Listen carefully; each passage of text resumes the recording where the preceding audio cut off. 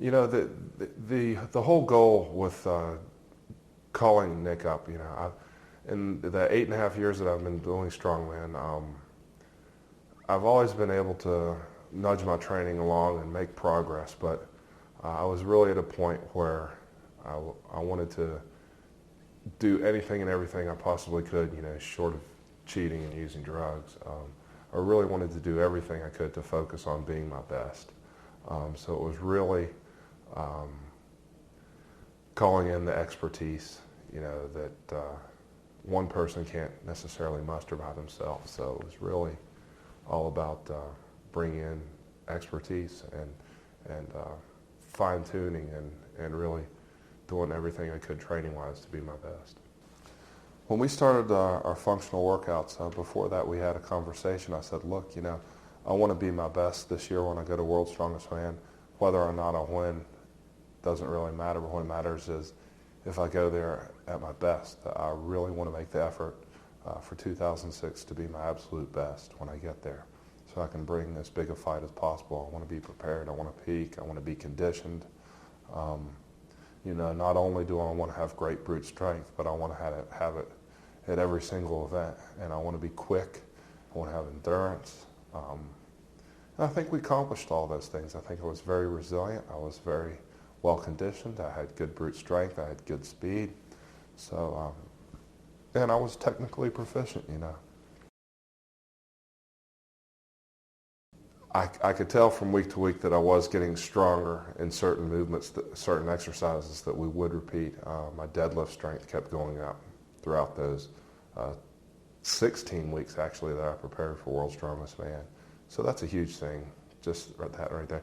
Also the conditioning, that's one of the things that we were really after, was the endurance and the conditioning, because in a strongman contest you push yourself really, really hard, and to be able to come back event after event and still be 100%, you know, to totally give everything and then come back.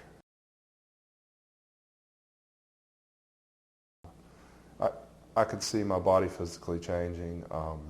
I could feel my recovery going way up in terms of recovering after an all-out effort. You know, 12 weeks, 14 weeks into it, when I started doing all the truck pulls and stuff, you know, my heart rate would be just pounding through the roof. You could hear it banging, and I could hear it banging in my ears, and breathing as fast as I could, you know, after the pulls. But it actually felt good. It was a good feeling.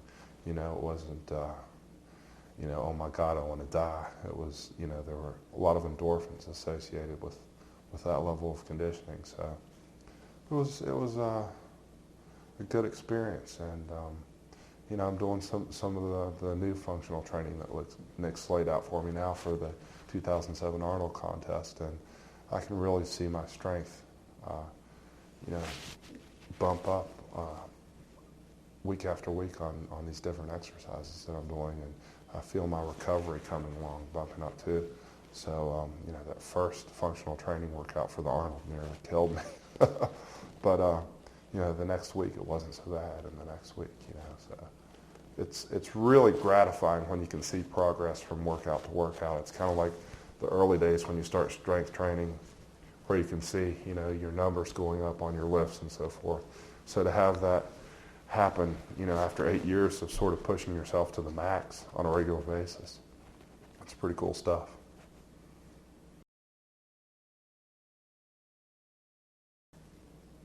Goodness gracious, the major differences in all these functional things, it's really just, you know, creativity, intelligence, strategy. You know, the major differences are endless. Gosh, watch the tapes. That's the best way to answer that. The major differences are it's just not the same old exercises. The major differences are you're mentally engaged instead of the same old stuff.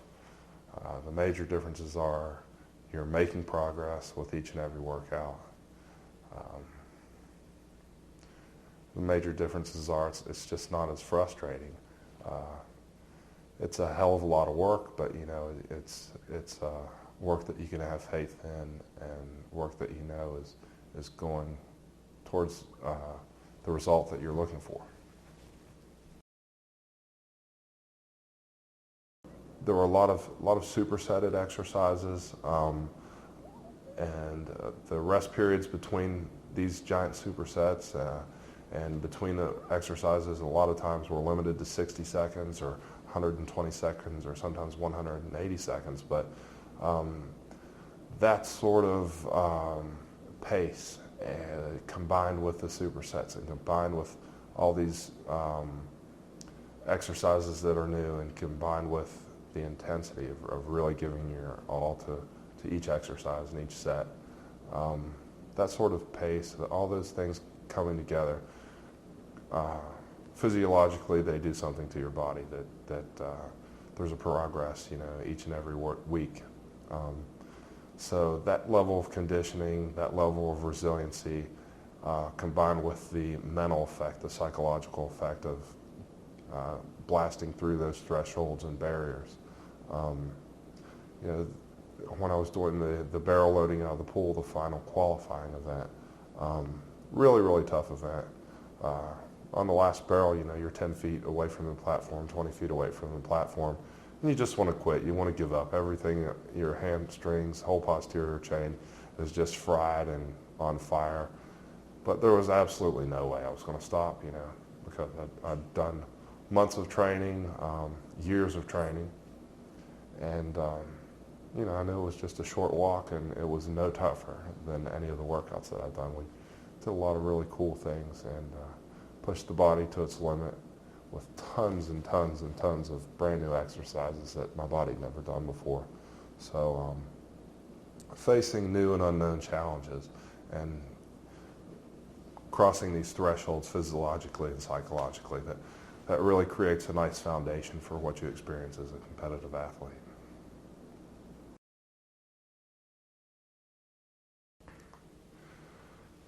I don't know if there was any one thing in the workouts that were really tough, because I remember the ball bear crawl,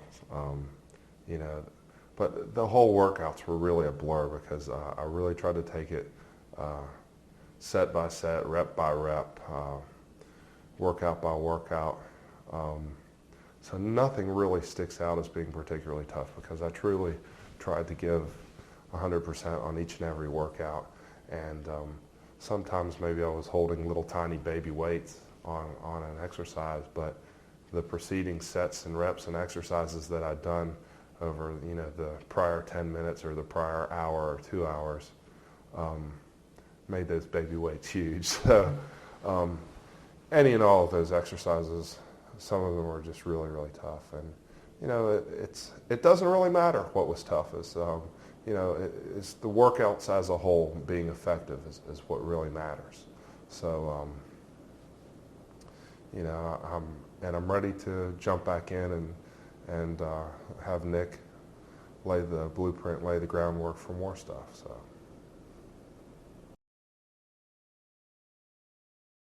So I really enjoy a lot of the exercises where you don't necessarily have both feet planted firmly on the ground. You're standing on one leg, or standing on some unstable surface with one leg, or both legs on an unstable surface. And I think one of the really cool things about learning new exercises and always doing new exercises is your mind is mentally engaged, and you're mentally challenged, psychologically challenged. Your intelligence is challenged as well as your body. And year after year of doing the same old exercises, presses, squats, and deadlifts, and rows and pull downs and stuff like that. There are only so many variations of those things, and you get a little stale psychologically and from an intelligence standpoint. And for me, it's nice to be psychologically engaged.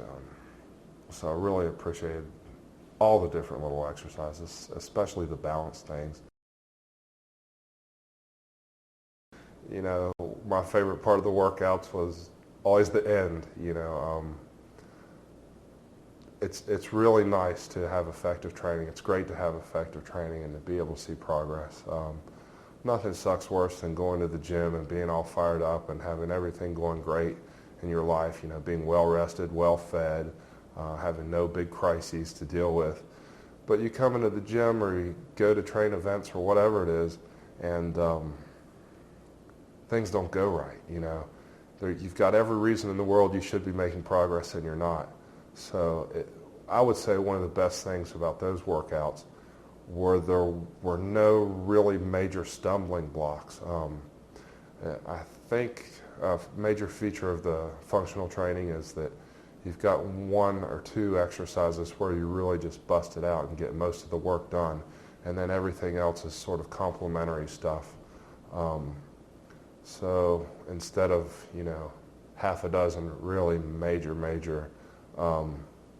body wrecking, mind torturing, person destroying exercises or events, you know, which is the way a lot of my training's been in the past, and I think a lot of people's training is. So it's really nice to have effective training that doesn't completely destroy you.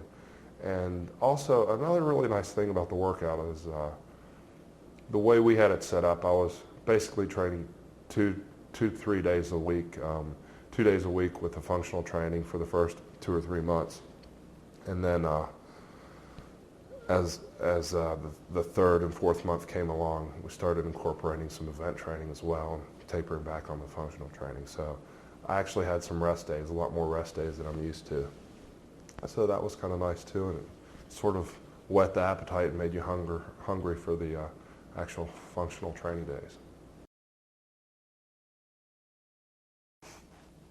It's amazing. All I have are just a lot of memories of working really hard and sweating.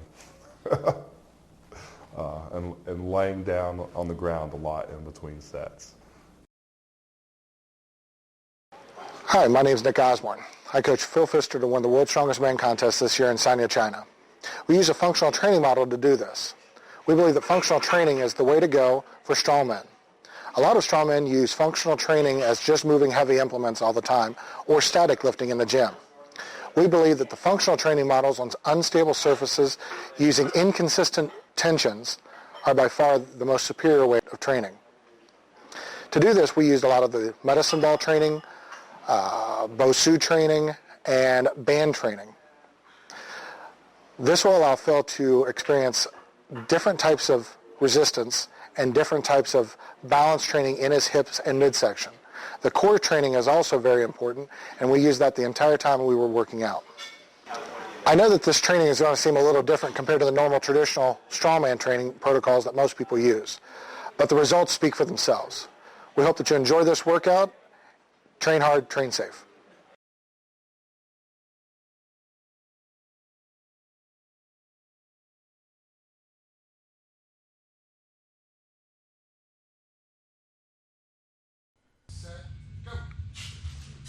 This warm-up exercise is designed to make you lighter on your feet and more comfortable with moving.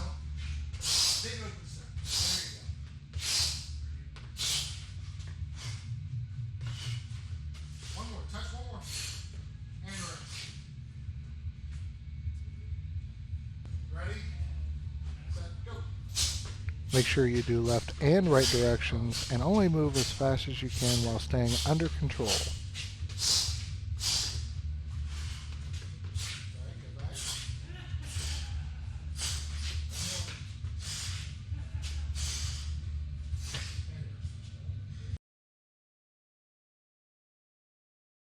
Make sure that while you're doing this exercise, your knee and hip stay square to the front. Don't externally rotate to the outside. This will allow you to develop flexibility in your hip. To do this exercise, you step, lunge, press, then stand up with your dumbbells over your head.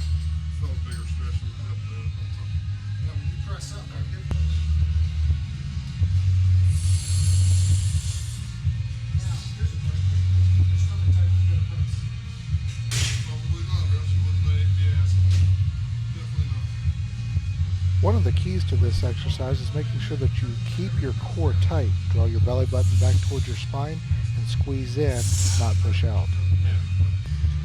Really feel stretch through the whole torso, backs up, posterior. Squeeze the abs in, right? A little bit. Now keep them a little tight. Squeeze them as you come up.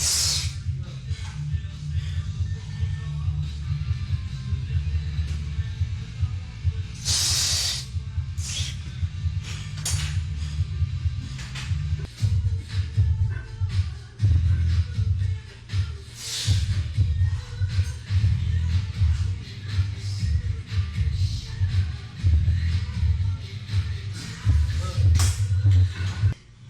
As you can see on this set, it gets harder and harder to hold the dumbbells locked overhead and do this exercise correctly as you get more tired. Make sure you work on proper form and good execution.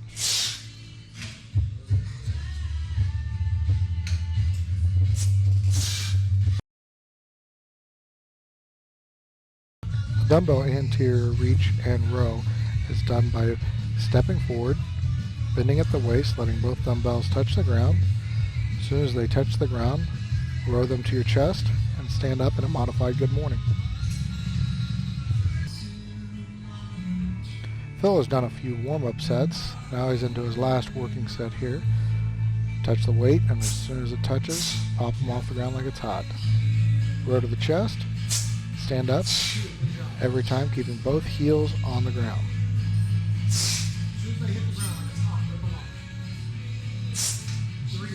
As you can see, Phil's keeping his back pretty flat. He's not overemphasizing keeping his lower back arched or flexed, just trying to keep it neutral, allowing a lot of movement to come through the hamstring and hips. One more good one each side. Rip it off and stand up. Good. Touch, row, and stand up. Good. Rest.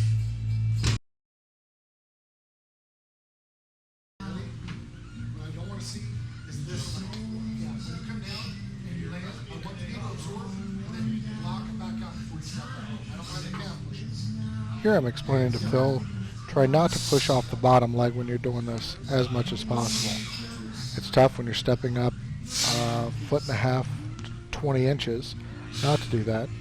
But as you can see, it's actually a very tough exercise on the legs and adductors. The quads, glutes, and adductors get worked quite a bit with this. Phil is carrying two 45-pound dumbbells and wearing a 50-pound weight vest. Make sure to stay tight in the midsection and stay tight in the legs. You notice he does not step up with the other leg. He's having to balance the entire time.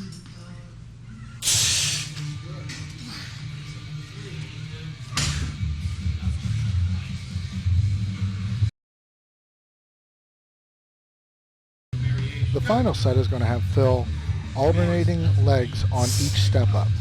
This is a little bit more time consuming and a little bit tougher on the body, but it allows us to continue building movement patterns.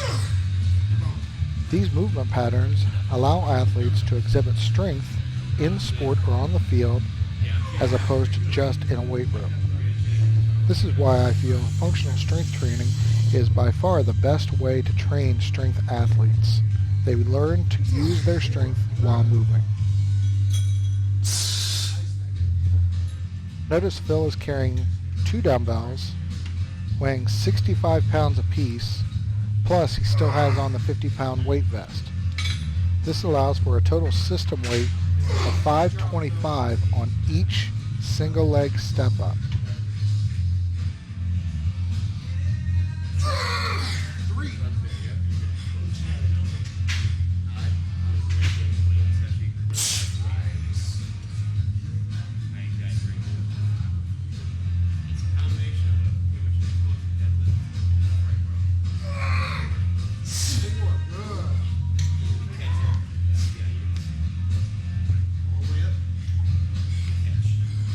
As you can see, Phil is really starting to get tired here, but from the true champion that he is, he's not giving up, and he's still working as hard as he can.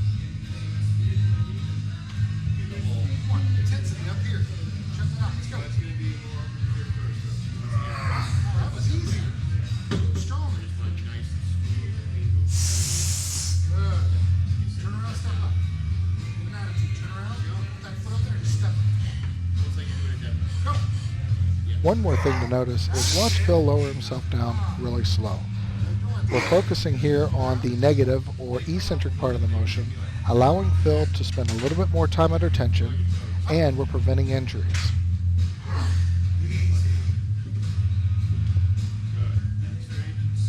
Switch. One. Footwork down. Let's go. Last one with weight. Go. Easy, easy, easy.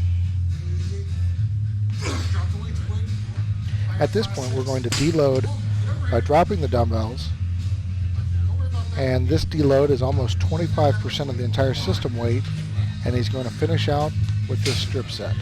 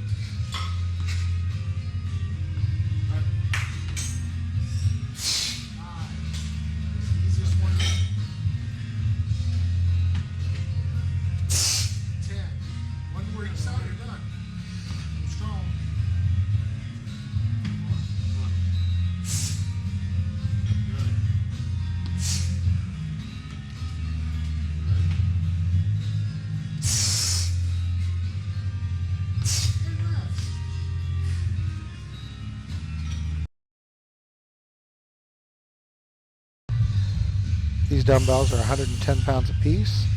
Phil is going to step out to the right first, keeping both feet parallel, then at the waist, hip, and knee, touching the dumbbells to the ground, and standing up and stepping back all in one motion.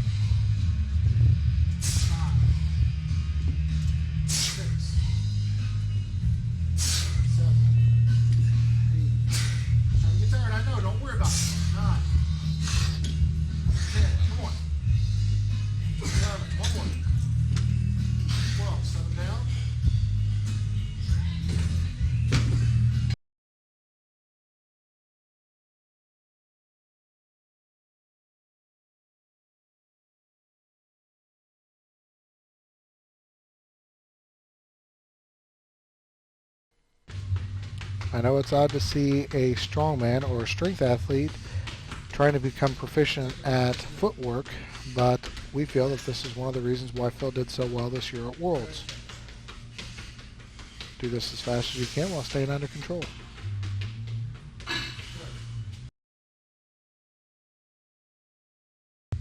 Here we're just doing standing elbow high L's to warm up the rotator cuff for the workout we're going to do. Don't emphasize weight, emphasize flexibility. Calves on fire a little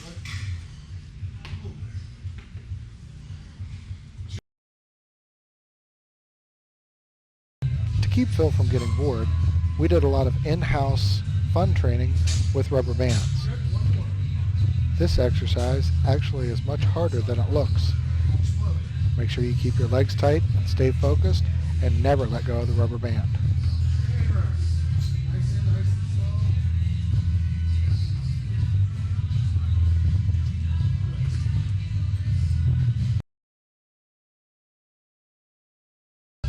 How do you build up the harness pull without getting a bus every time? You hook up a lot of rubber bands to something that you don't want to move, and you keep pulling until your legs get exhausted. Never stand up while the rubber bands are stretched.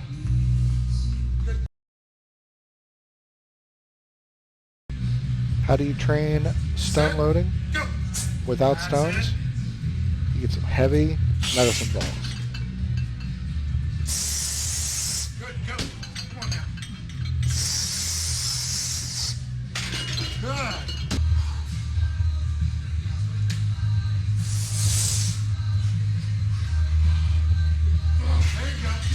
As you can see, we're building Phil's endurance, his pressing, and his stone loading all in one gym training setting.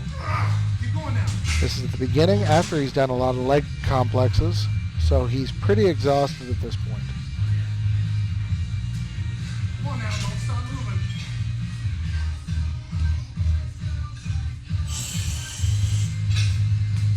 Good, go.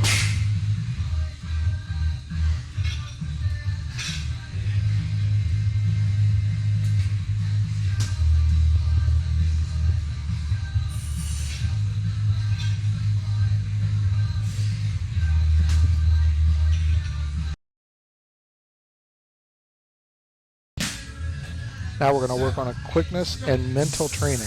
We're going light to heavy, so as it gets further away, it gets harder. This will train yours and Phil's mental toughness along with your physical abilities. Good, go.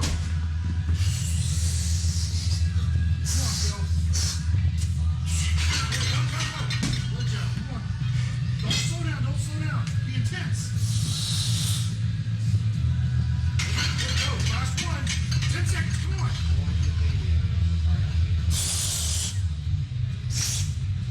Move quick. Nice. 3 seconds. Perfect. Somebody just beat yourself in the chest with it. Come on. Mid back. Right side. One of the toughest things that we had to work on with Phil is tying his midsection to his legs and upper body. It's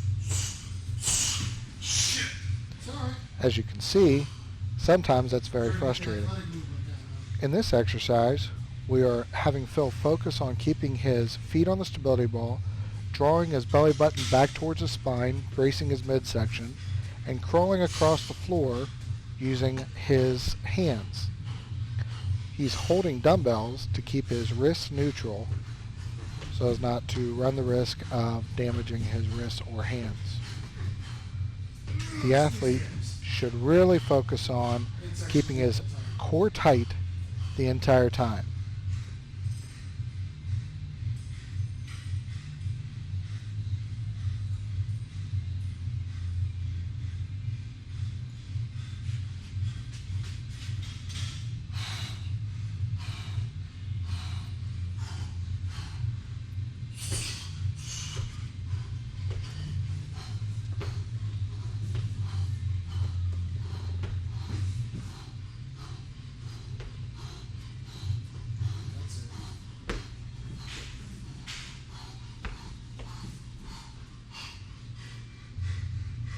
That's perfect, Rick. Yes.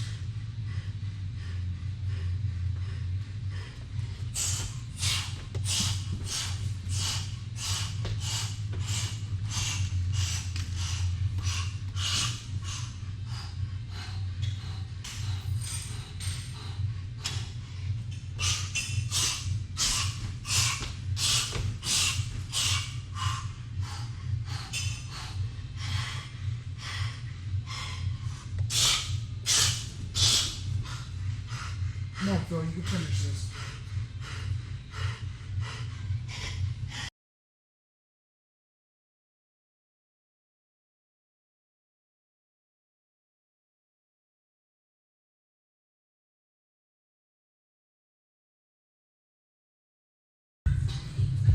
This warm-up exercise is designed to warm up the glutes, hamstrings, low back, and rear delts.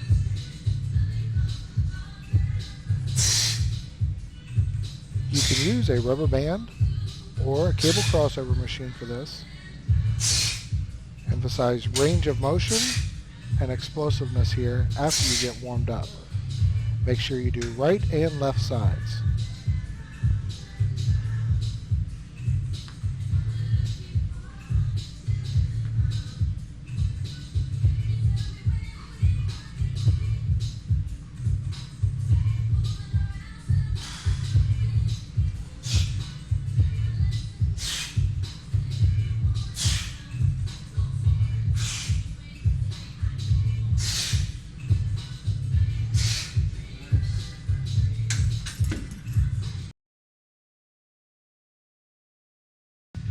Since a lot of strongman contests, including worlds, has a deadlift machine, we decided to start Phil out in a Smith machine doing partial deads.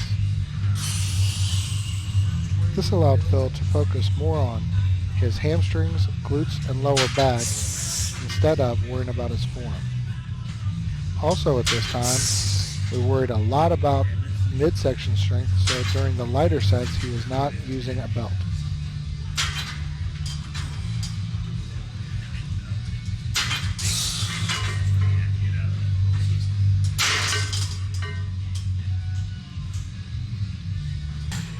During Phil's heavier sets, he did put a belt on, but never really cinched it that tight. Athlete ready. Set. Go.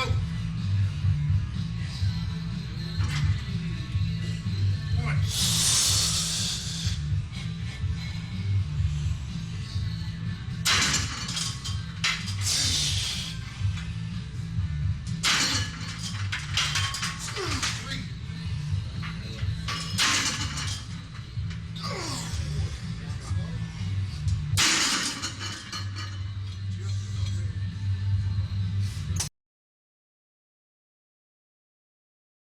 This exercise goes by a lot of names. Here we've called them straight leg deadlifts. The knees are not locked. You bend at the hips, keeping the back flat until you feel a stretch in the hamstrings. Contracting the glutes and hamstrings is how you come back up. The bar will only go about knee height before you have to return to the top. Now we're back into the athletic movements. This is probably a 50 or 60 pound medicine ball. Cleaning it from the ground to overhead, standing on one leg. Keep the abs tight.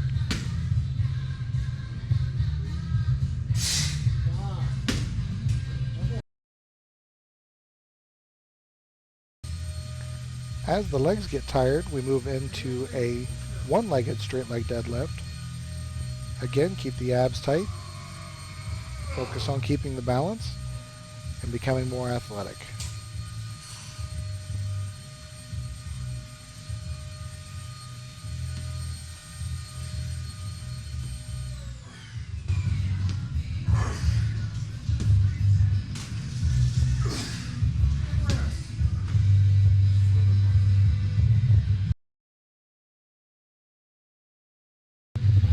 The final exercise will be explosive cable pull-throughs. You can use your rubber band for these if you don't have a dual cable. Make sure that you are pulling all the way through and exploding up onto your toes.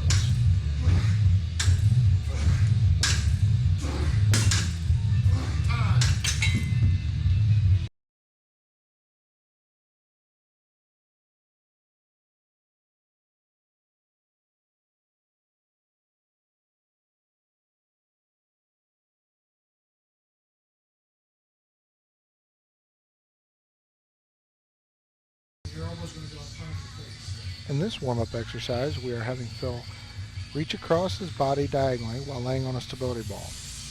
This is warming up his rear delts, his hamstrings, and his lower back. We're also emphasizing keeping his core tight. As you can tell, he's not rotating a whole lot through his midsection. He's keeping it nice and firm.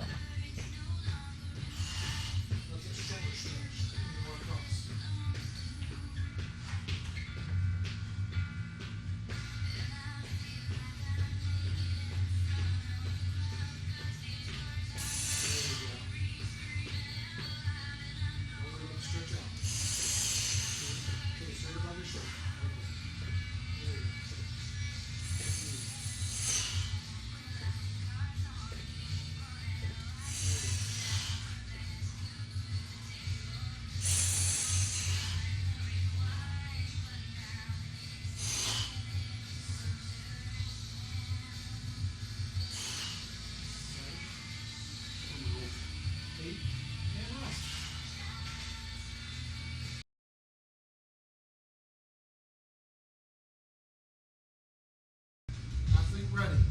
Set. Go. Perfect. On this exercise, we are teaching Phil to move like an athlete as well as be strong like an athlete. We're teaching him to try to be perfect on every lift and not make mistakes. We are working on hamstrings, shoulders, lower back, and glutes, as well as his cardiovascular training and anaerobic endurance systems. Be perfect. Be strong. 7. That's it, Phil. Come on.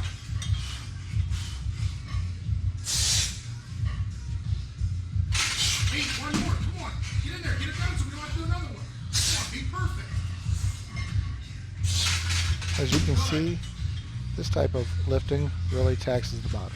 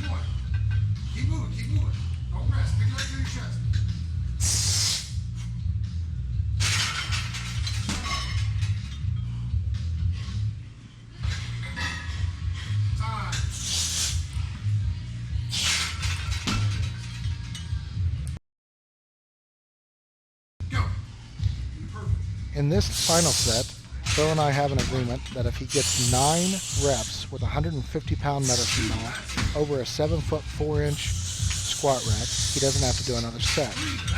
So that's why Phil's working extra hard here. Just like that. Come on. Be aggressive. Be aggressive. Good. Come on now. 6, don't slow down. Be perfect. Be strong. 7, that's it, Phil. Come on.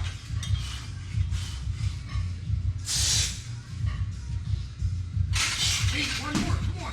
Get in there. Get it done so we don't have to do another one. Come on. Be perfect. Good.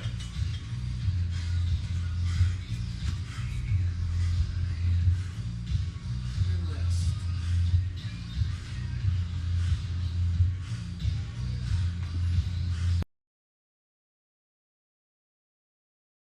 Ready?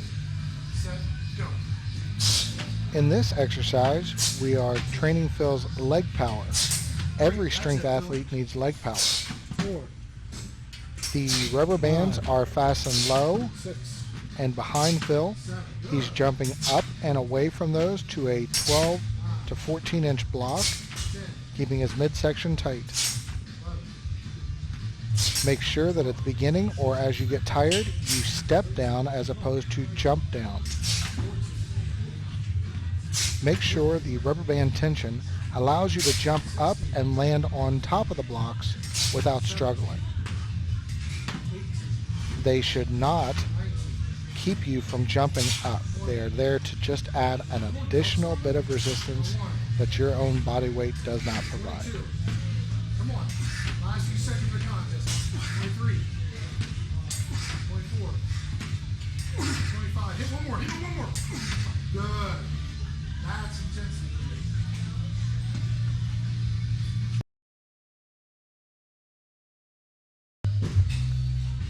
All athletes need power, but not all athletes have the time or the ability to Olympic lift to learn how to develop that. Perfect. These exercises allow us to build power and muscular endurance for the average athlete in a safe and fun way.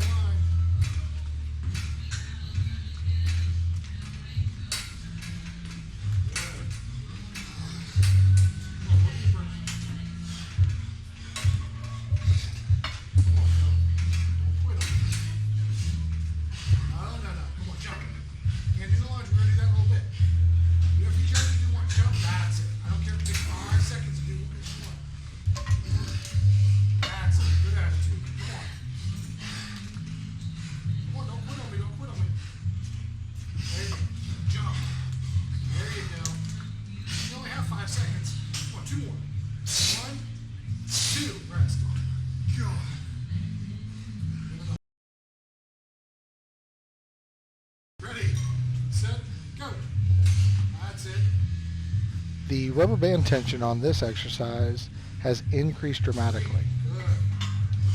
There is a lot of tension pulling Phil forward that he has to fight against on each rep. As you can see, this fatigues him pretty quick. But again, training like a champion, he is fighting against it on each rep.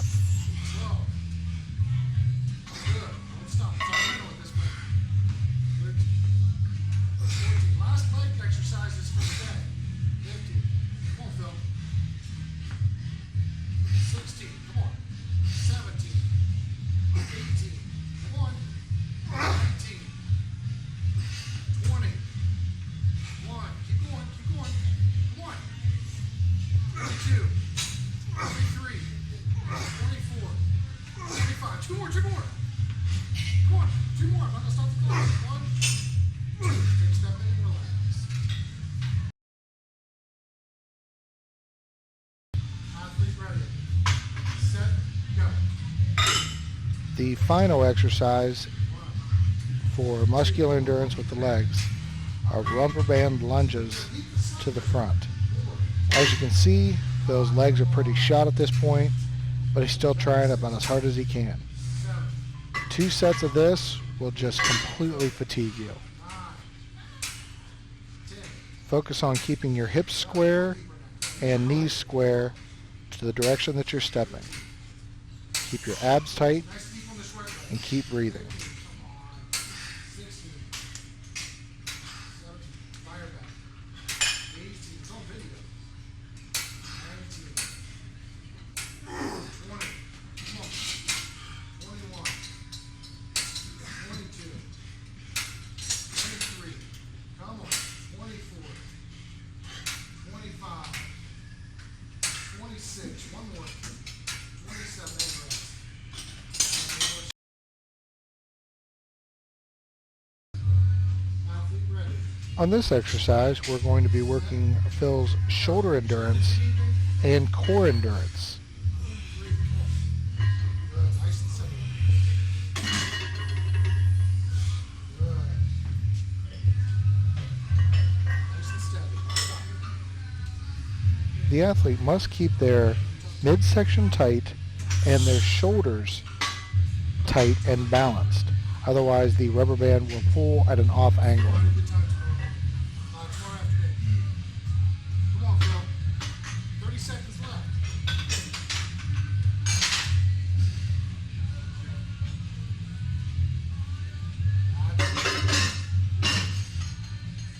No, come on. Keep your shoulder blades down, man. 10 seconds.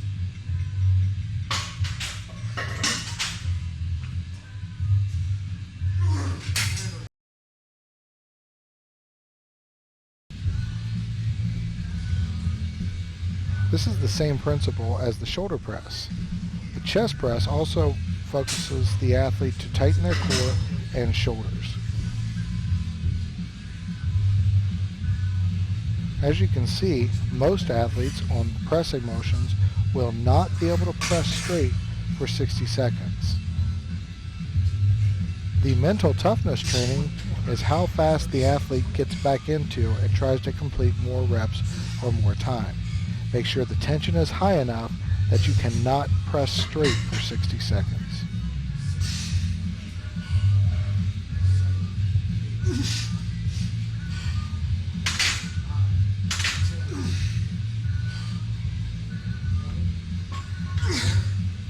Five seconds. 2 more. Time.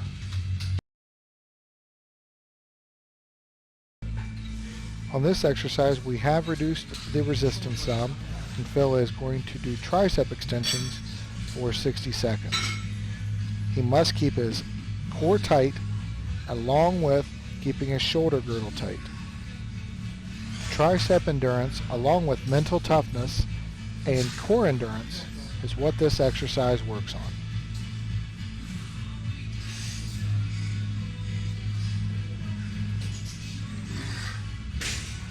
30 seconds left. Come on. Last 30 seconds today.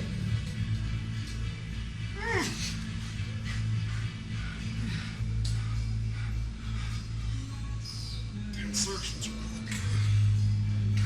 wrong. Yep. Push on the right. Trying to stabilize the shoulder. 5 more to go. 1, 2, 3, 4, 5.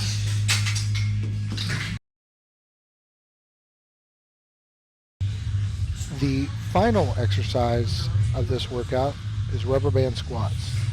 We take jump stretch rubber bands, loop them through our squat rack, and have you do squats. It is to simulate a yoke or a car yoke. We will do a few warm-up sets to get Phil ready for the final set of 25 reps.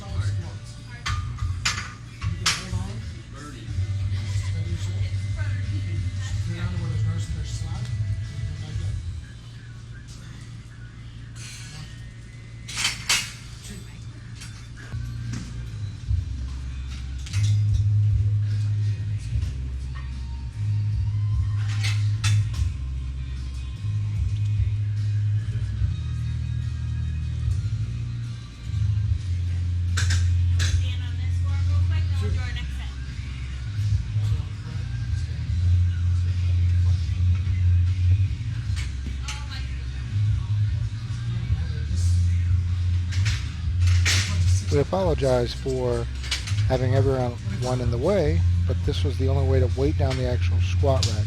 Phil's lifting 2 black jump stretch bands to 6 feet and 2 green jump stretch rubber bands to 6 feet. 1.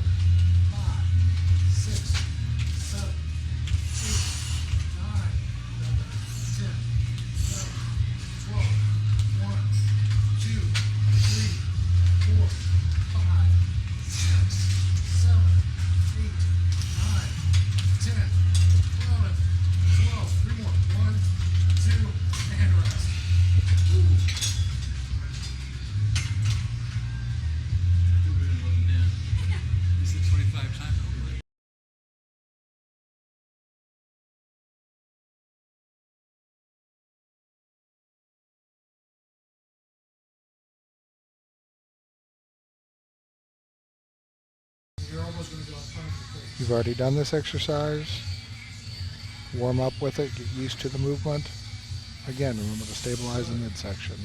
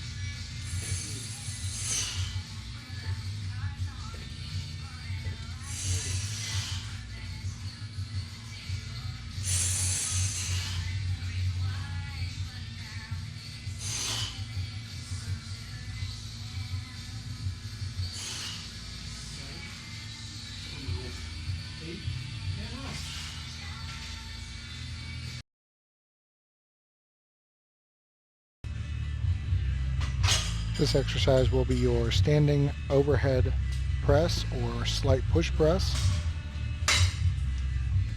Some of the things to keep in mind: keep the abs tight. Do not let the abs come forward when you squat to press. Make sure that you are pressing the bar back over the head to work the deltoids, not to the front, and then pulling it back at the top of the motion. Make sure you do sufficient warm-up reps and sets to warm the joints up and to get comfortable with the motion.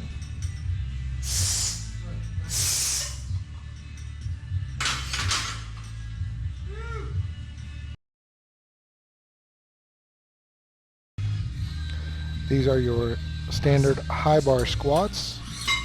Ready? Set. Go. Set. Go. Come on, Phil. 1, 2, 3. Stay tight. Come on, Phil. 4, 5. Come on, Phil. 6. Good job. Nice.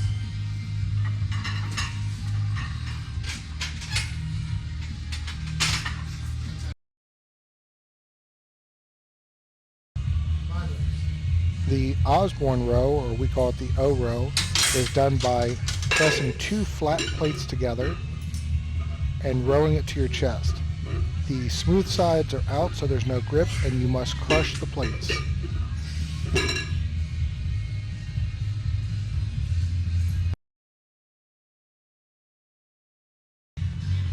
These overhead tricep extensions are very heavy.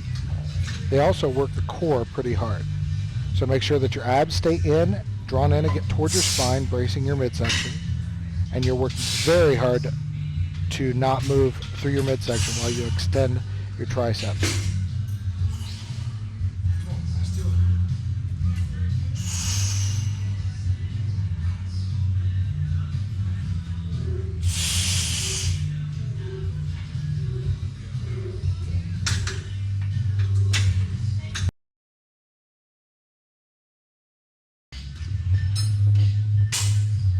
The final exercise in this workout is one-legged squats using a free motion machine. Now some people can use a Smith machine or do one-legged lunges.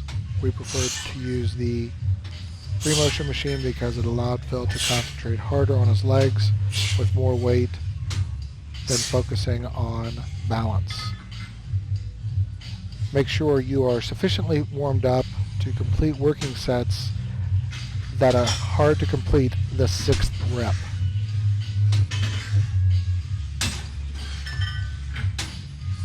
Now put your feet together, 10 reps right there. Power stance, let's go. 1, 2,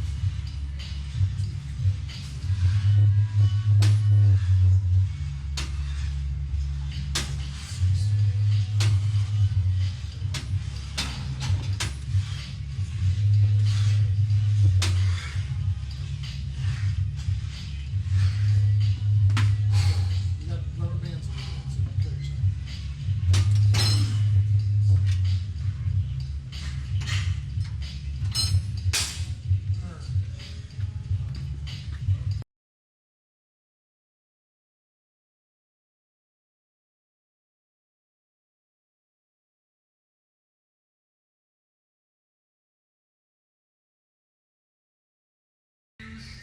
To do the one-leg clock reach and touch, you must be standing on an unstable surface.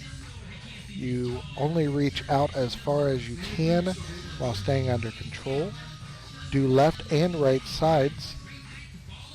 And while you're doing the exercise, tighten your midsection as well as your hips to stay stable.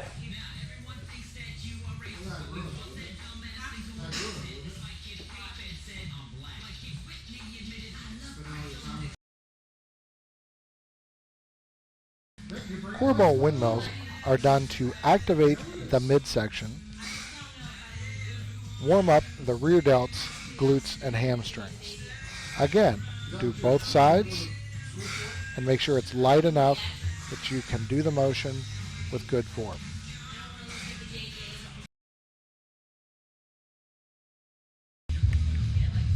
The four-directional walking with a cable or rubber band is not designed to be extremely taxing on the midsection. It is, however, designed to teach you to tie your core into every part of your body and all of your movements. The first thing you need to do is, before you start moving, is pull your belly button in towards your spine, bracing your midsection. Then you start your walking. You do front, both sides, and walking to the rear.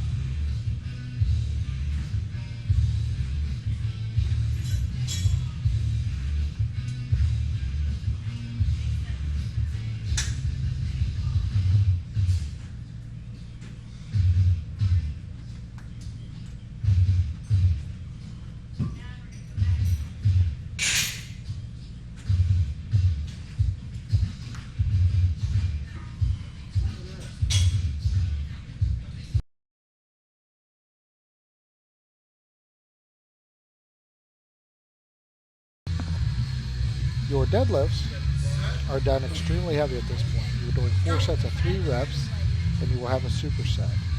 Make sure your core is tight. Bring up nice and slow on your positive.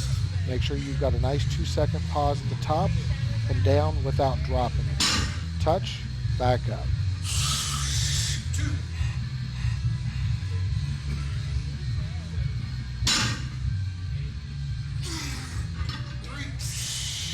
Down.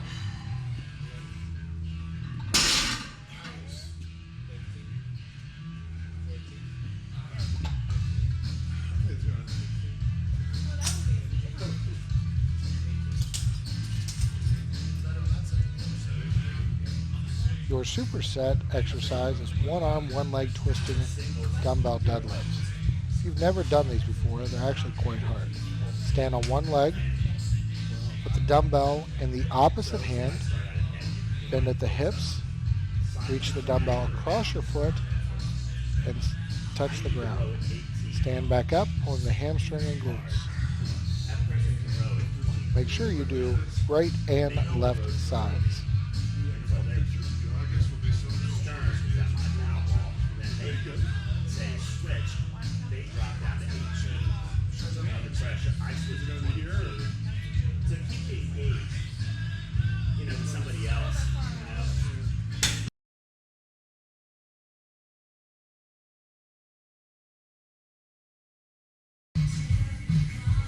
To do water skiers with high row, it's an explosive movement. So you're going to bend and then pull to your shoulders as hard as possible. You can do this with a dual cable or a set of rubber bands. Make sure you're getting a nice leg drive while you're doing this, nice lean back, and a complete pull to the shoulder. This is an explosive exercise.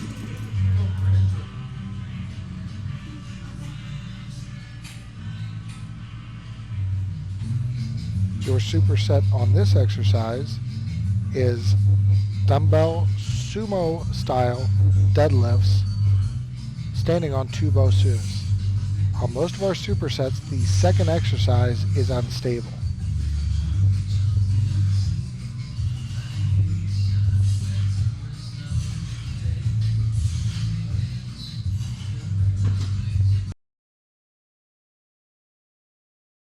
Our power exercise for this workout will start with cradle squat jumps.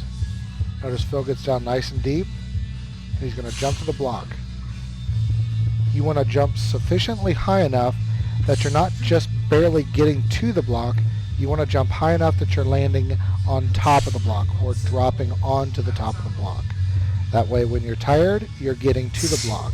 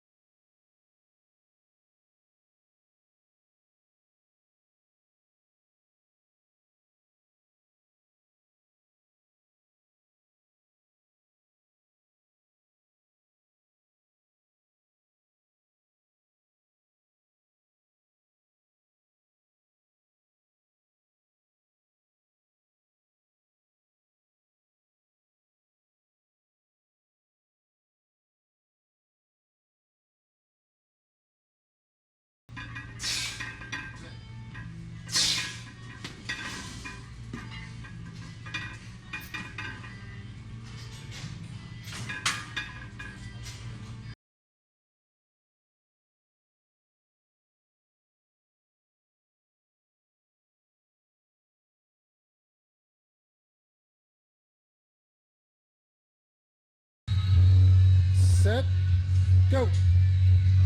This final quadplex is 4 exercises put back to back.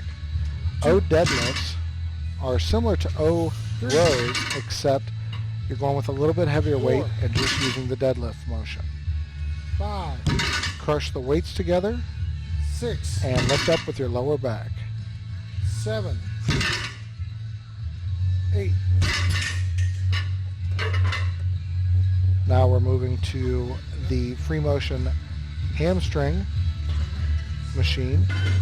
We're going to do leg curls first.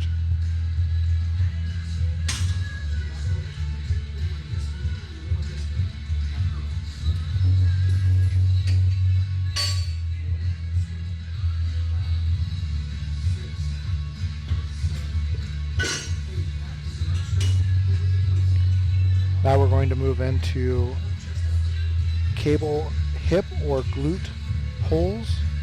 This allows you to work the glutes and the high tie-ins for the hamstrings.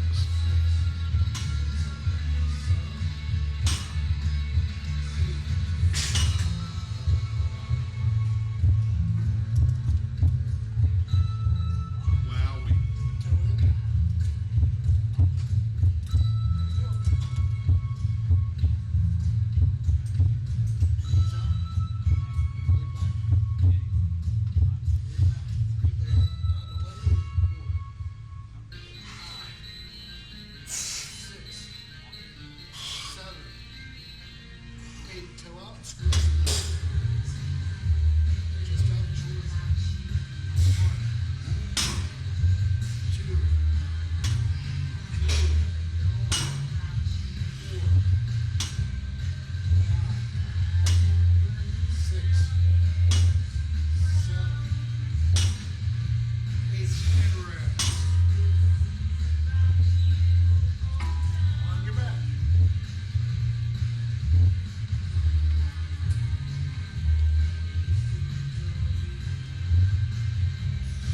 Finally, we're going to move over and do glute presses with one leg. You're going to put a block underneath your feet. With Phil, we're adding some weight to his midsection in the form of a medicine ball. He's going to put one leg on the block to raise so he gets a greater range of motion. He's going to lift up as high as he can, squeezing his hamstrings and his glutes. This is also requiring him to tighten his midsection.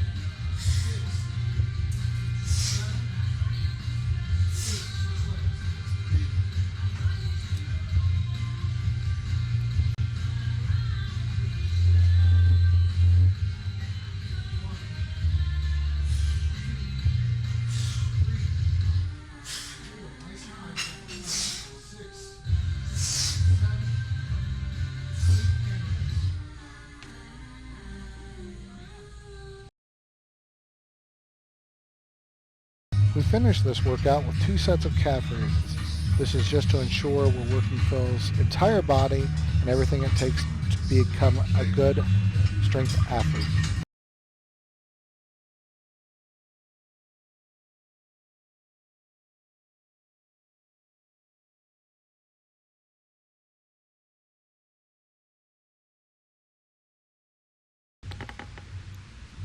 Here's another angle of the diagonal reach across. Phil's getting a little bit more athletic, so he's getting a little bit more comfortable with moving his body in 3-dimensional space.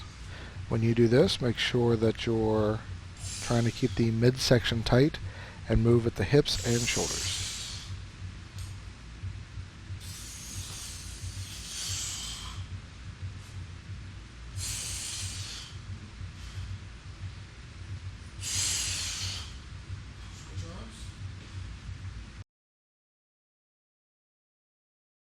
This exercise is designed to warm up the shoulders, wrists, and hands. The clock reach and touch is designed to warm up the shoulders and the core. Make sure your abs are drawn in and that the ball stays under your shoulders.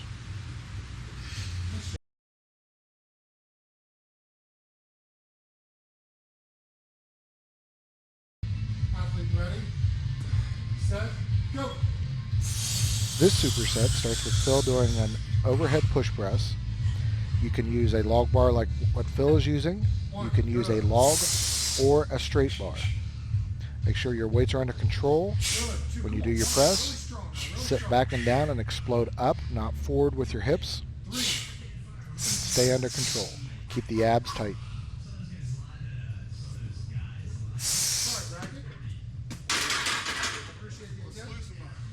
Stability.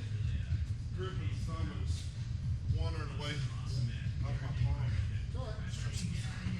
Now Phil is moving into the unstable part of the superset. The second exercise is a dumbbell overhead press, standing on Dynadiscs. This unstable surface, which can be Dynadiscs, it can be Aerox pads, or just standing on one leg, makes the shoulders and midsection have to work harder. He's doing a 4 count up and a 4 count down. This is a lot harder than it looks. Nice, slow. One more. Do not jam it to the ceiling. Slow, keep it slow. Keep it slow. Down slow. And down.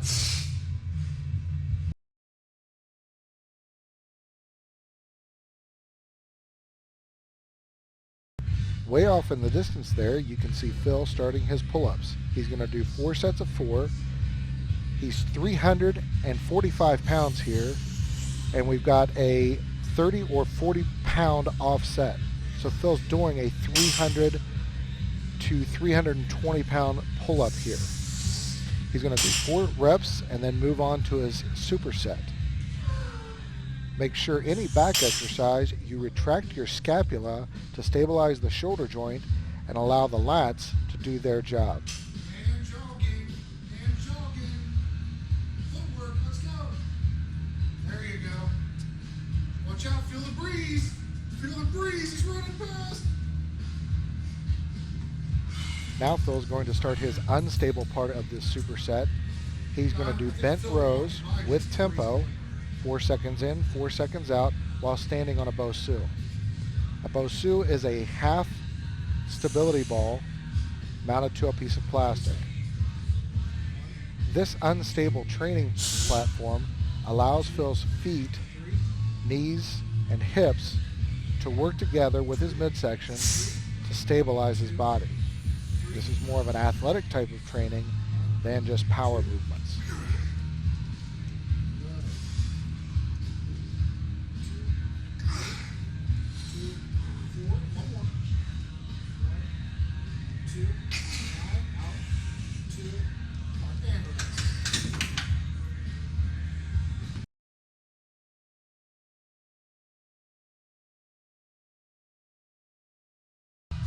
This superset starts with Phil doing a free motion cable chest press. This is similar to using a dumbbell chest press. The chest muscles are essential in strongman, especially for lifting up stones from the ground.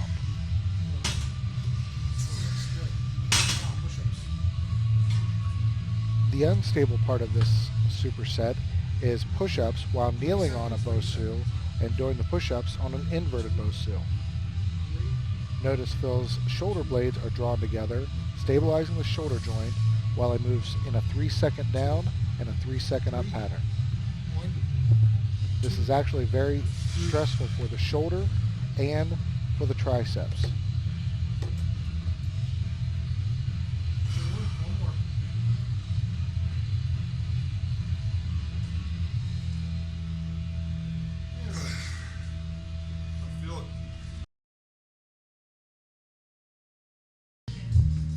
This next exercise is a standalone exercise. Dumbbell side raises, a 4 count, up and down while standing on an unstable surface. Again, it can be a Bosu, Dynadisc, or Aerox pad. If you don't have any of these, you can stand on one leg. Make sure the abs are drawn in and you stabilize the midsection while you're lifting from the elbows and pinkies.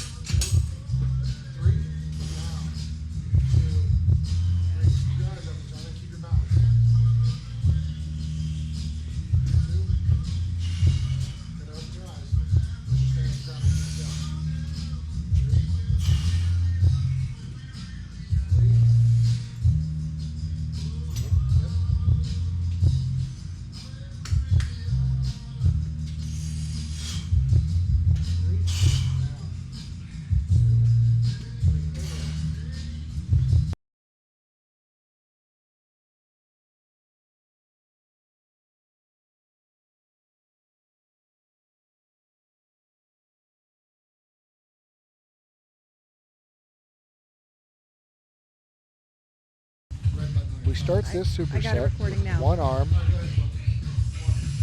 one leg, standing on an unstable surface, row ins. Phil has to fight his balance the entire time he's doing this by tightening up his midsection and hips.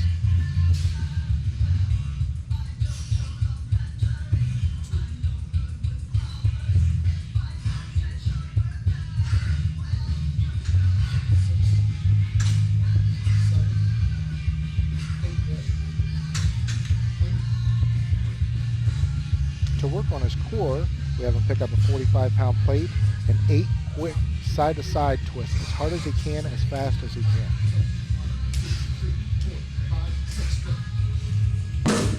From there, we're going to move into pull-ins while lying face up on the floor. Grab a bar, pull your chest to the bar with your feet still on the ground. This works the traps, lats, and rear delts.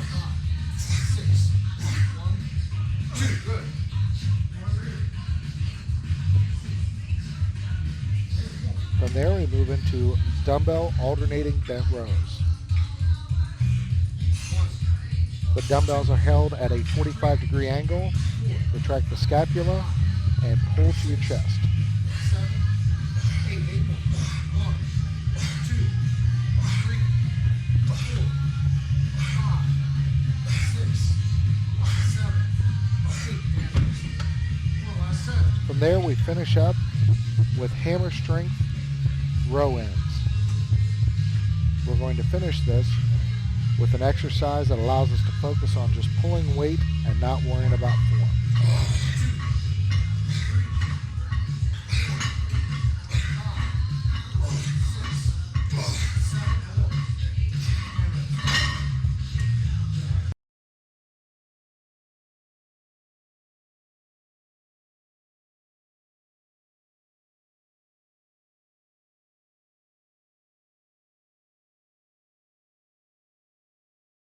To do our first warm-up exercise, sit on a stability ball, pick your feet up off the ground, tighten your midsection, and try to stay balanced without touching your feet to the ground.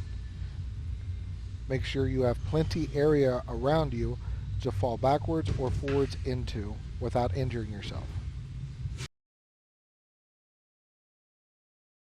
This is another version of the clock reach and touch with the upper body. Notice as Phil gets in better shape, he can stabilize his midsection a little bit better.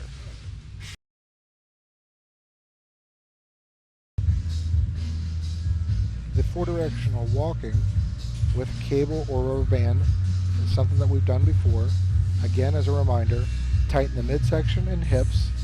Try to stay stable with your upper body, keeping your elbows and upper arms even with your ears.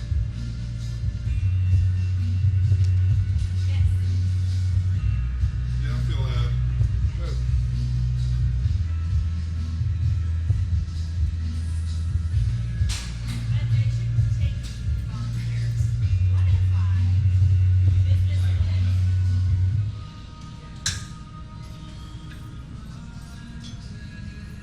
When doing the side and rear versions of this exercise, make sure you don't lean too far and that you use your midsection by drawing it in and trying to brace where all the movement comes from the knees and hips.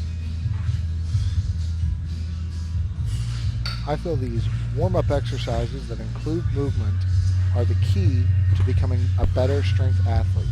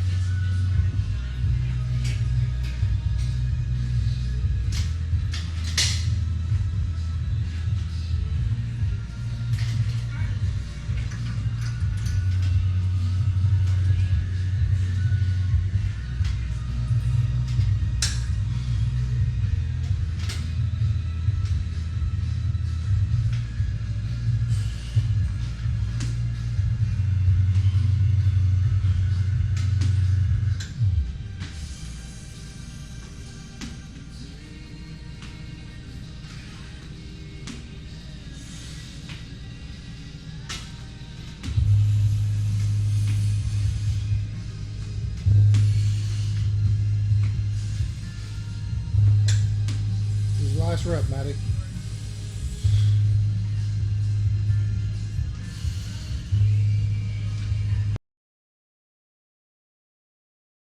Ready, set, go.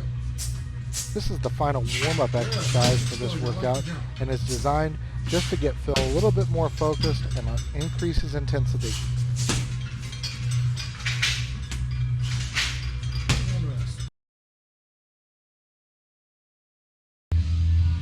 This is Phil's sixth and final set. He's challenged himself to the 200+ pound medicine ball that he's never pressed over the 7'4" flat before. Nice job, Phil.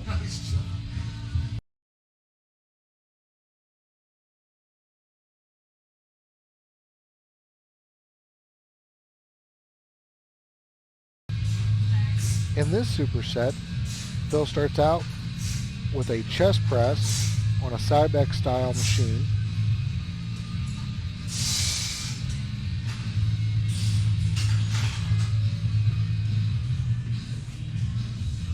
From the chest press, Phil will head over and do an incline chest press with a heavy medicine ball. Okay, last 8. 8. As you can see, working with medicine balls is a lot harder than working with bars.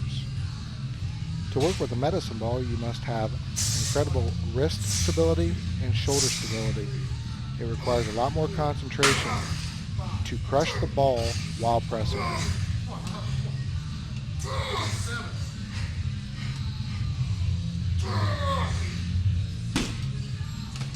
Since this is Phil's final set, we decided to throw in some push-ups at the end just to help burn him out. One more. Good.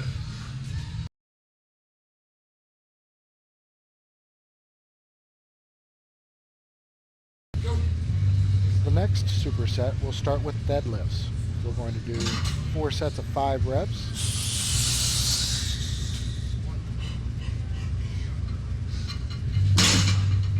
As you can see, Phil's lowering the bar under control. This was a key part to his workouts. Lowering the bar, getting the negative part of the workout, is key to building strength.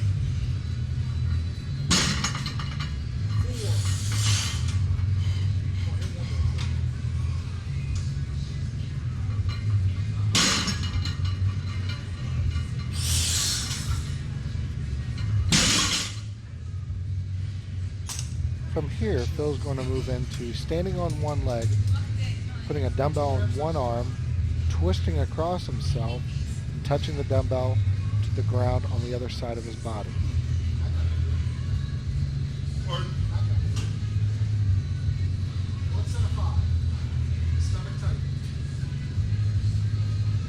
To do this exercise, Phil stands and balances on his left leg, holds the dumbbell in his right hand, reaches down, twisting across his body, and touches the dumbbell on the outside of his left foot onto the ground.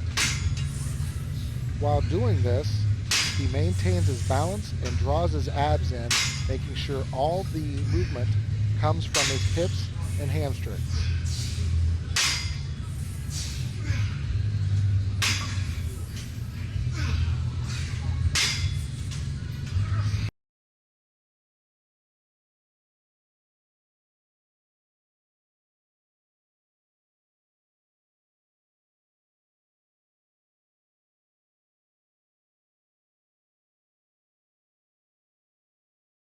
Way in the air on this one. Yep. Okay, draw the knees into it. Touch your forehead to the ground, just like that. The first part of this giant superset are shoulder push-ups with your knees on a stability ball in a pike position. Pike just meaning your glutes are in the air and bending at the waist. From there we move into unstable push-ups. Phil's hands are on an unstable surface, and I'm even moving it and agitating the ball, making it harder on his shoulders, triceps, and chest. Phil progresses over to the standing overhead press. It's a strict press. Phil's going to focus on keeping his shoulder blades back and down and abs tight, and not using a leg kick to drive the bar up.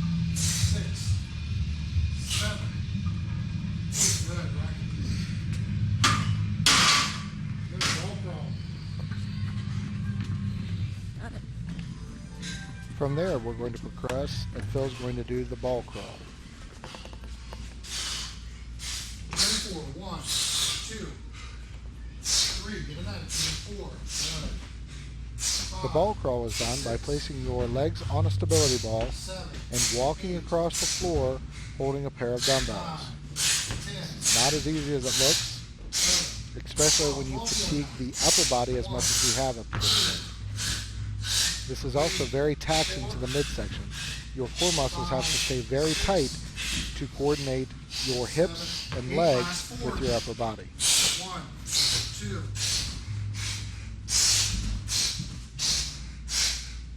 3, 4, and rest. Good.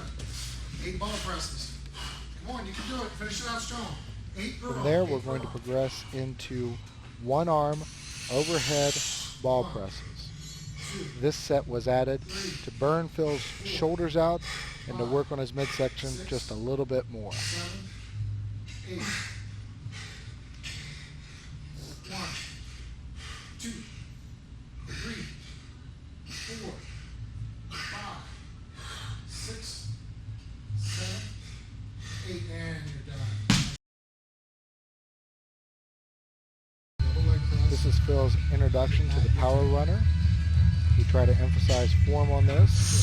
We want the hips sat low so everything's in a straight line before we really start pressing. There it is. That's your power position. Good. Now move the legs. Good. 30 seconds. Once Phil's in the set position, we're going to have him move for 30 seconds.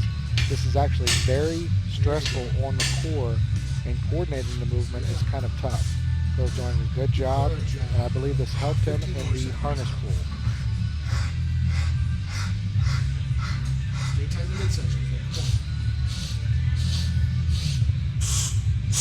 4, 3, 2, 1, 5.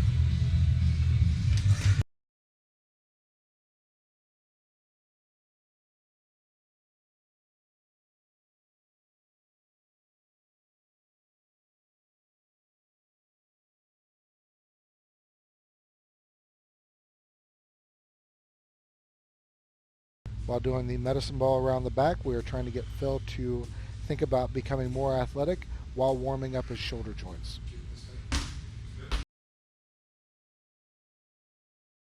The next warm-up exercise is circus bear on 2 stability balls. To do this exercise correctly, you must draw in your abs and stabilize your hips and shoulders.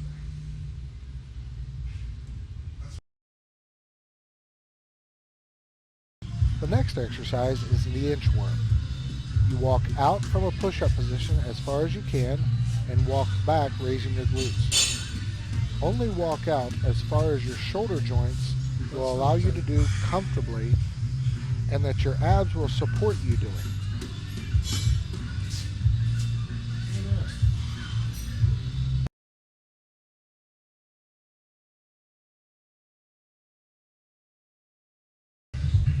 Go. The first working exercises will be overhead press with a log bar. Again, you can use a straight bar or a log, 1, supersetted with slow, 2, good. unstable overhead press with dumbbells. Come on now. 4. Come on. 5. Hit one more. Nice.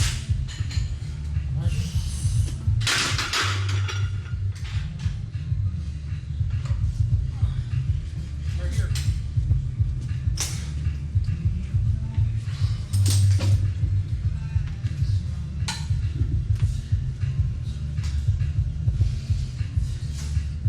It is important to remember that anytime you do stability exercises or functional exercises, that you draw your abs in to support your core and stabilize your hip joints.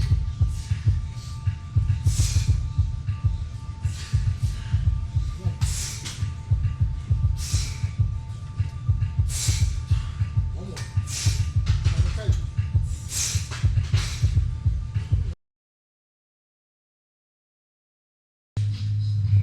Okay. Our first power exercise for Phil's legs today is a medicine ball cradle hop to block. To do this exercise,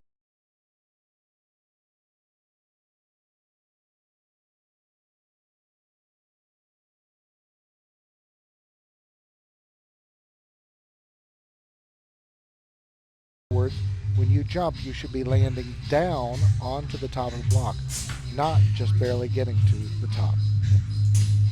Step down instead of jumping down to reduce stress on your knees, shins, and lower back.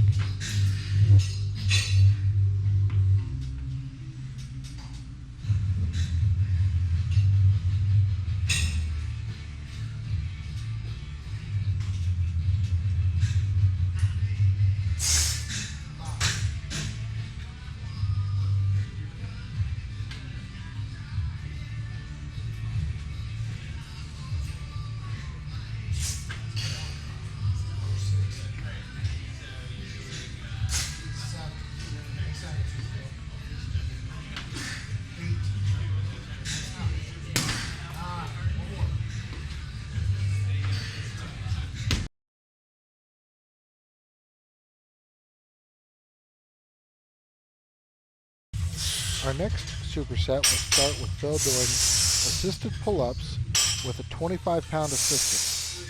He's going to do 5 reps and move on to the second unstable exercise.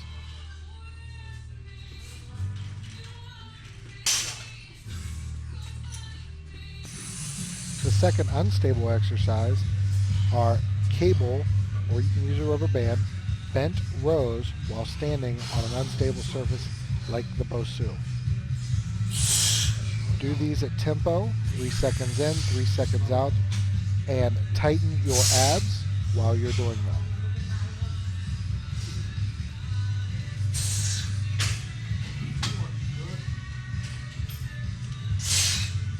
Straight up and down on this last one. Right down to your hips. There you go. And rest.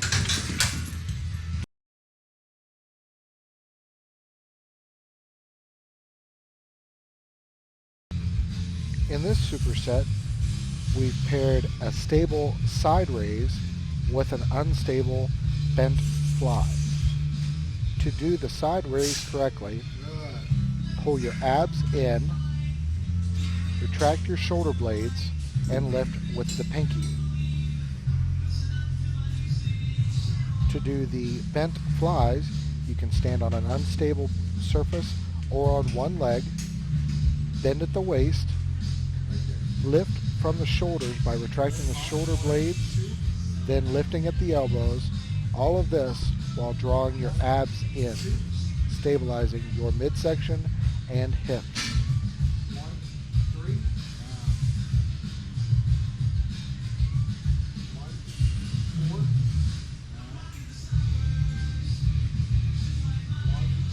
5.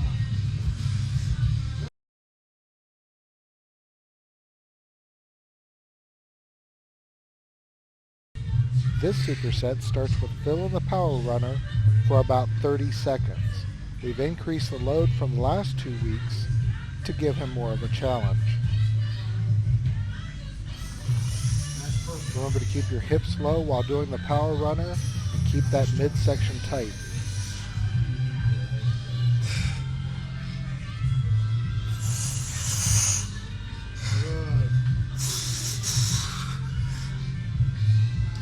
Good. Keep those hips down a little bit. That's it. Dig it out. Start moving a little faster. Last 5 seconds. Come on. Let's give it out.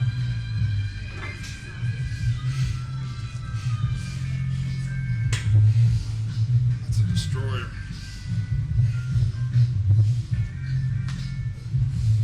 Midsection, give it out.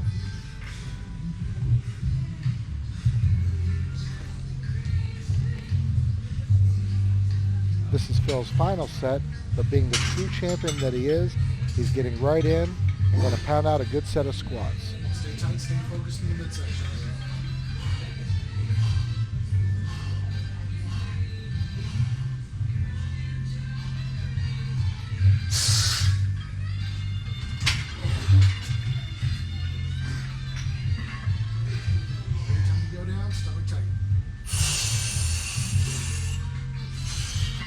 Notice for a big man, Phil's got a long range of motion, and he's getting nice and deep on these squats.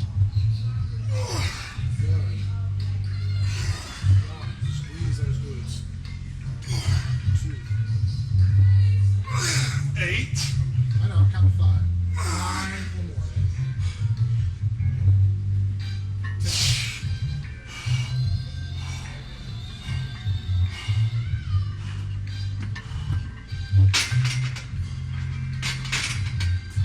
And rest.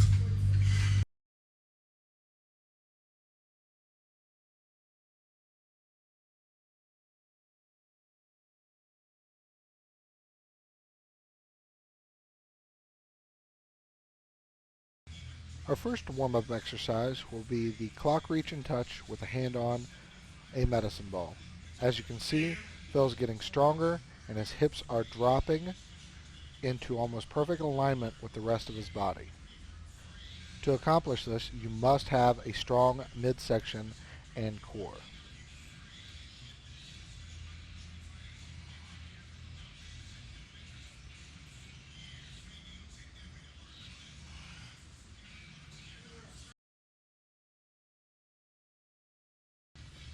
Phil is progressing heavier and heavier with the medicine balls around the back and dropping them fewer and fewer times per warm-up.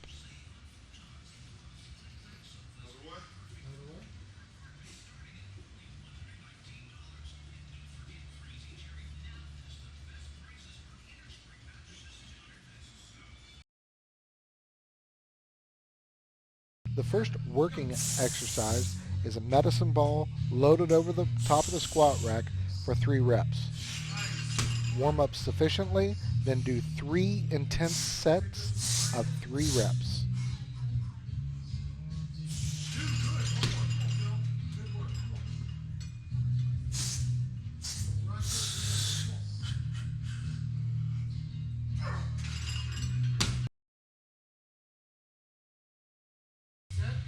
This exercise focused on Phil's athleticism, speed, and intensity.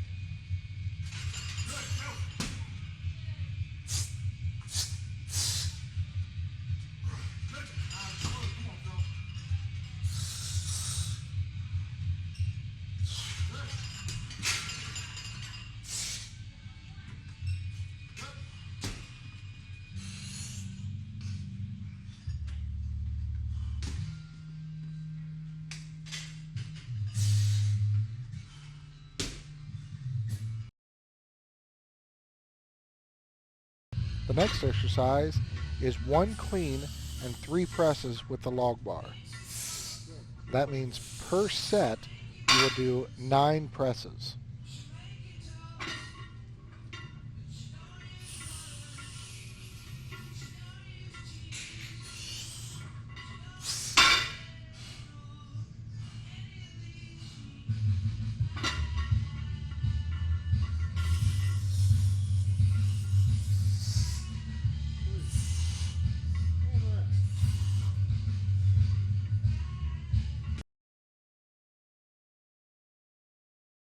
For 60 seconds, Phil is going to push press the rubber bands overhead.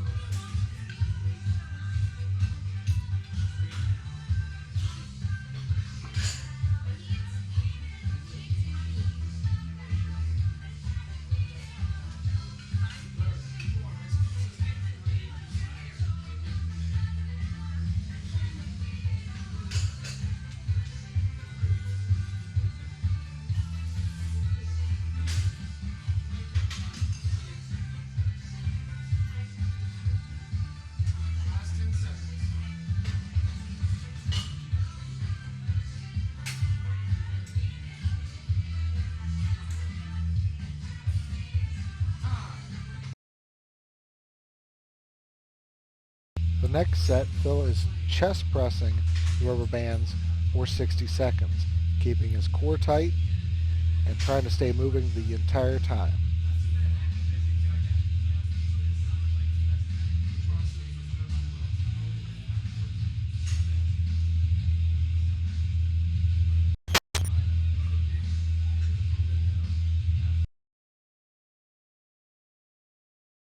The final set, Phil is kneeling, which requires him to stabilize his midsection even harder, and then doing a one-arm overhead press for 60 seconds per arm.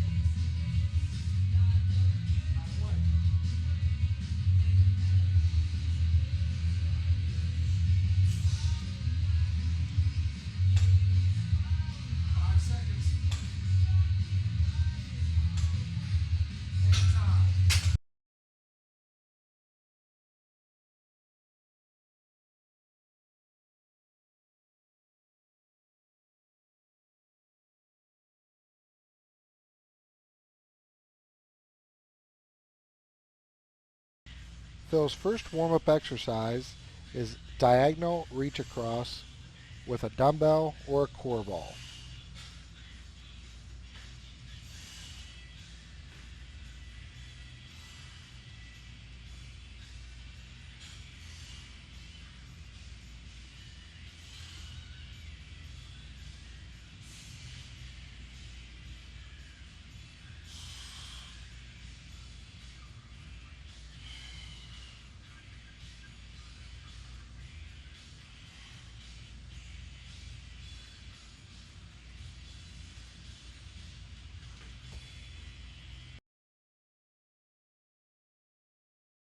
The side-to-side shuffle was important to building Phil's lateral speed.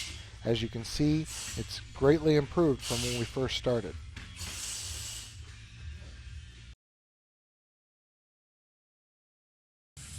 This exercise focused on tying Phil's midsection to his upper body. You will crunch on a stability ball, and at the top, using your momentum, throw the medicine ball. Your workout partner is to absorb and throw back.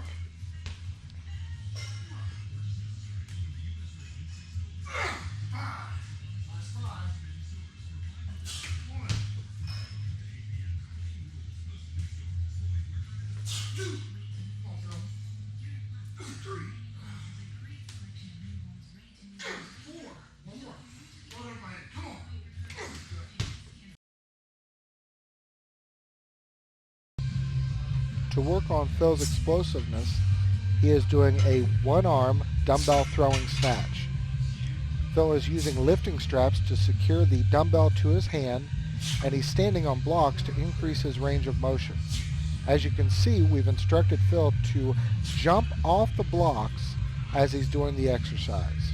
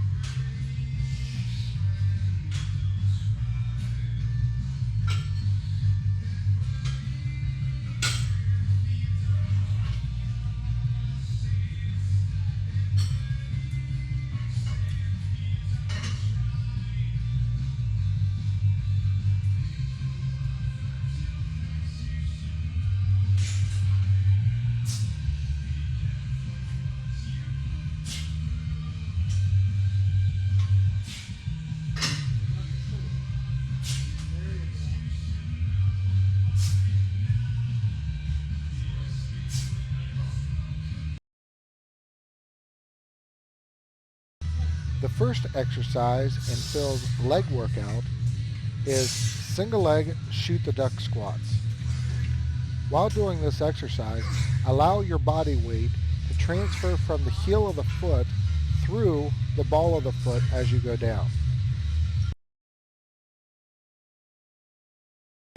To continue working on Phil's power, we have him doing very deep medicine ball cradle squat hops. As you can see, there is a lot of stress in the lower back and in the glutes with this exercise.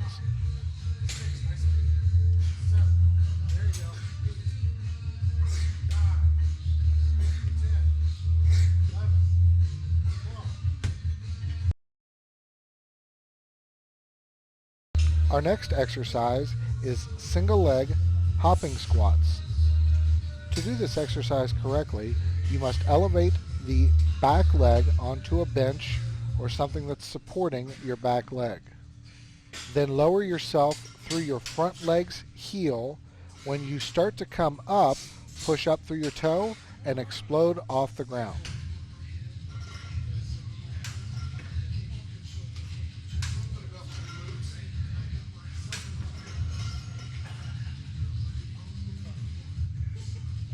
This exercise can be extremely taxing to the quads and to the glutes.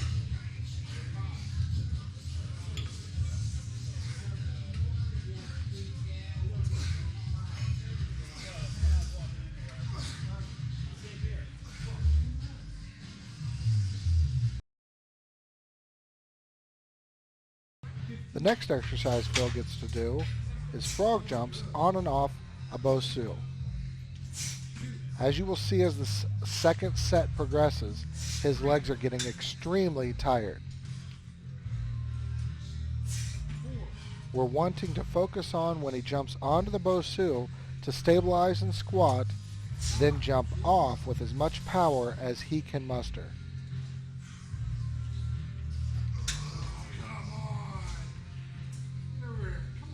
Even though this is hard work, you can see Phil is having a good time during this exercise.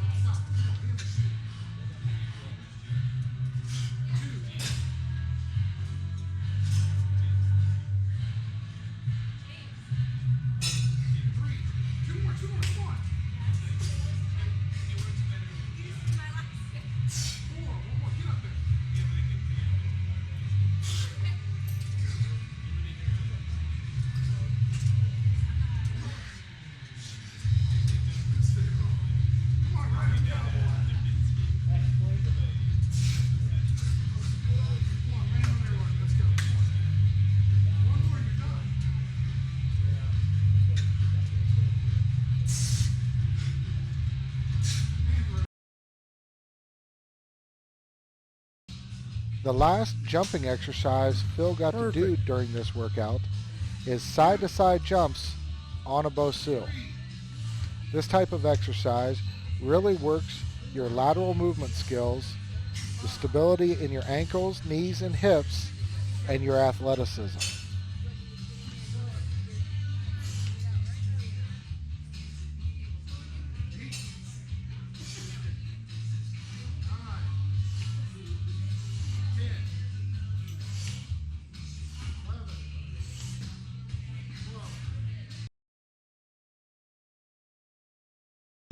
The final exercise in this workout are power hyperextensions with a medicine ball throw. This exercise works the hamstrings, glutes, and lower back.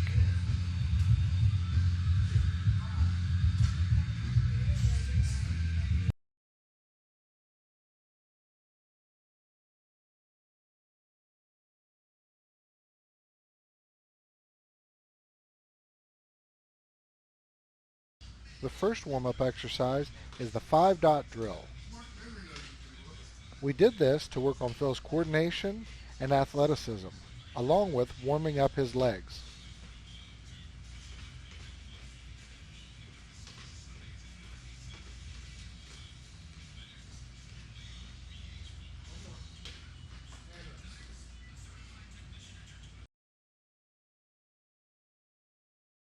Our next exercise is water skiers with high rows. You bend at the knee, Sit back with the glutes and row to your shoulders.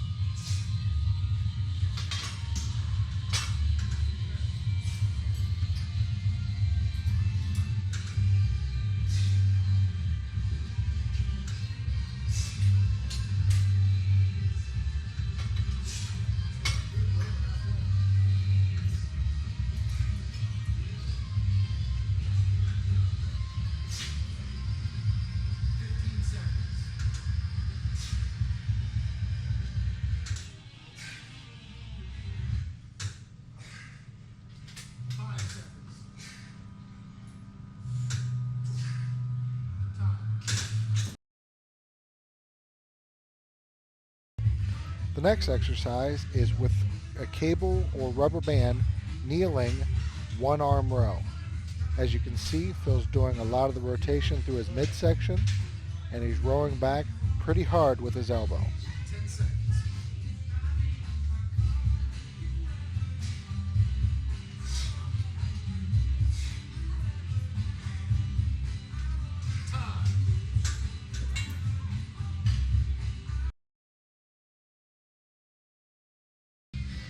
The final exercise before we get into the deadlift portion of the workout is power runner for time. As you can see, Phil's in a good position and just driving through, tightening up his hamstrings, glutes, and working his core.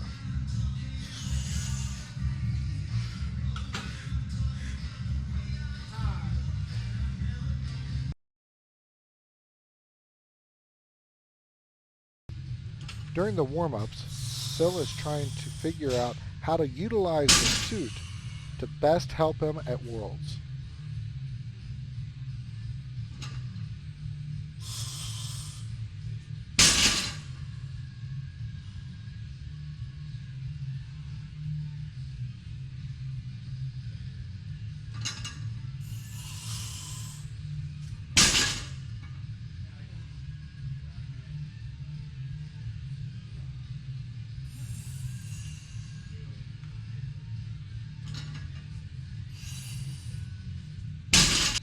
Phil has taken the straps off his shoulders because he's decided that that is not going to help him get stronger for Worlds. The weight on the bar is 635 pounds. Putting this final working set at the end of his workout has made this weight extremely difficult.